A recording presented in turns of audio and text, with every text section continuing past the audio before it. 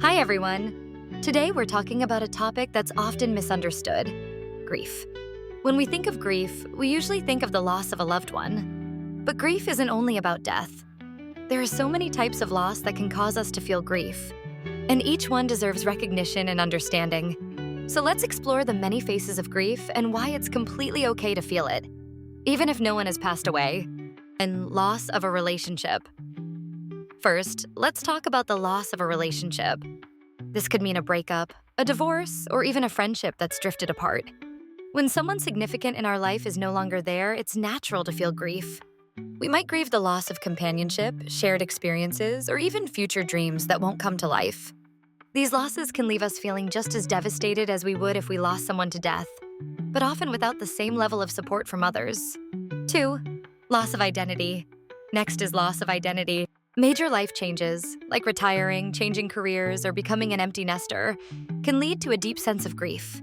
Losing a role or identity that we've held for a long time can feel like losing a part of ourselves.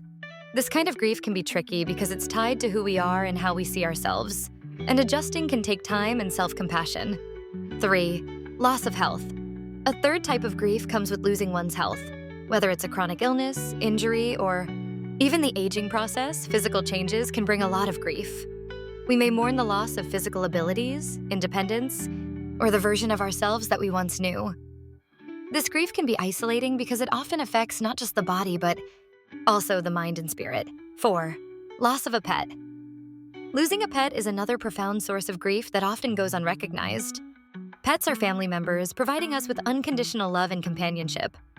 When we lose a pet, the grief can be just as intense as losing a human loved one.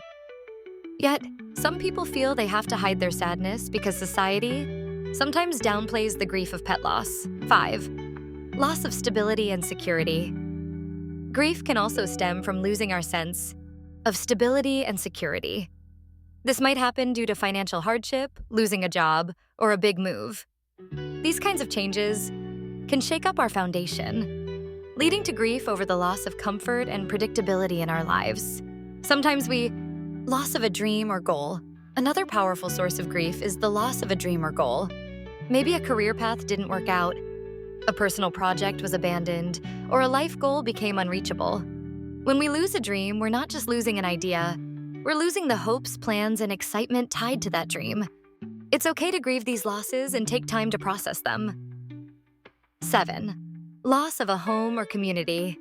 For some people, leaving a home or community can trigger grief. Moving to a new city, leaving a childhood home, or even saying goodbye to a familiar neighborhood can feel like losing a piece of our history. We may grieve the comfort, memories, and sense of belonging we had in that place. This kind of grief can be surprising because it's not about a person, but it can feel just as powerful. 8. Loss of a way of life. Next, there's grief over a lost way of life. This often happens after major life changes or during events like the global pandemic. Losing routines, social norms, or ways of connecting can lead to a deep sense of loss. This grief can feel confusing because it's about something as intangible as normal life, but it affects our daily reality in profound ways. 9. Loss through estrangement. Estrangement from family or loved ones can also cause grief. When a relationship breaks down and becomes estranged, it can feel like a loss without closure. We may grieve the person they were to us, the connection we had, and the hopes of what we wanted that relationship to be. Estrangement can be painful and complex as we mourn someone who is still alive but no longer present in our life. Loss of faith or beliefs. Finally, there's the grief that comes with loss of faith or beliefs. When people go through major shifts in their beliefs, they might feel a deep loss tied to their identity, community, or sense of purpose. This type of grief is especially unique because it challenges our sense of meaning and understanding of the world, leaving us to rebuild our worldview. So, as you can see, grief isn't just about death, it's about any significant loss, big or small, that impacts us emotionally. And it's okay to grieve these things.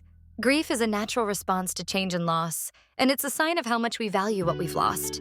If you're grieving something that isn't widely recognized, I want you to know that your feelings are valid. Thank you for watching, and if this message resonates with you, please like, share, and subscribe for more discussions. Take care of yourself, and remember, it's okay to grieve in your own way.